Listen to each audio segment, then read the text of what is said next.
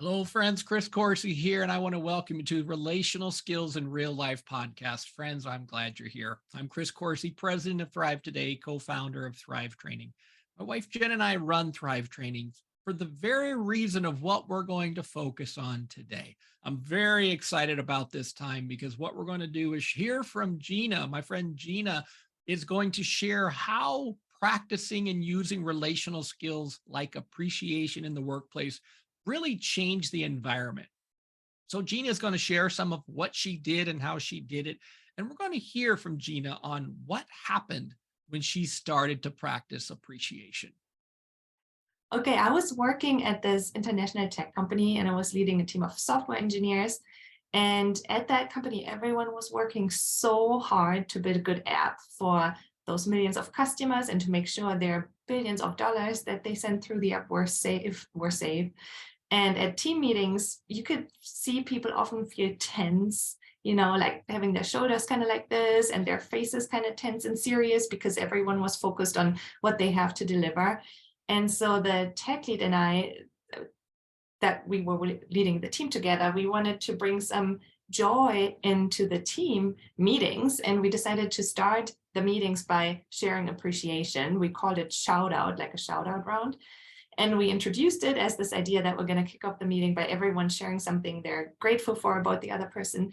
And for the first couple of weeks, it was just the engineering lead and me. We were the only ones saying something kind about the other people. The engineers would not say a word. You would maybe be able to guess the smile on their faces. It wasn't really clear, but they did say that they wanted to keep doing it. And I thought no engineer would ever say a word, but it still felt better to start the meetings this way. And then there was this one meeting, maybe 6 weeks in, where after the engineering lead and we had finished our appreciation, and I said, okay, let's move on to the first item on the list. And this one engineer said, no, wait, I want to share something too. And then he said, thank you, so-and-so, for how fast you looked over my code yesterday. That was really helpful. And I was kind of felt shocked. And then another engineer also went and said, oh, I'm also thankful for this. And it was like this pop-up of appreciation.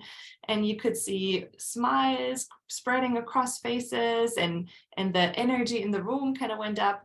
And from that day on, every team meeting, people were sharing appreciation. And what ended up happening is that our team ended up being known as one of the happiest teams in the company of thousands of employees, and other team leaders would come and join our team meeting to see how we did it. And it was really just appreciation. Wow, friends, wasn't that good? My friend Gina is just doing some amazing things and how she's using relational skills. And what she really showed us today is how a little bit of joy in the form of appreciation can change our meetings, our interactions, our relationships, even our bandwidth that we might be bringing to the table when we're working with people. So a little bit of joy in the form of appreciation can go a long way. And so Gina was creative and she used an opportunity. She led by example, and she used this opportunity as a way for people to engage relational skills like appreciation. And if you noticed, a little bit went a long way. Other people wanted to start to share some of their appreciation. So this influenced meetings, this influences relationships, and it gives us some strength to navigate the hard stuff.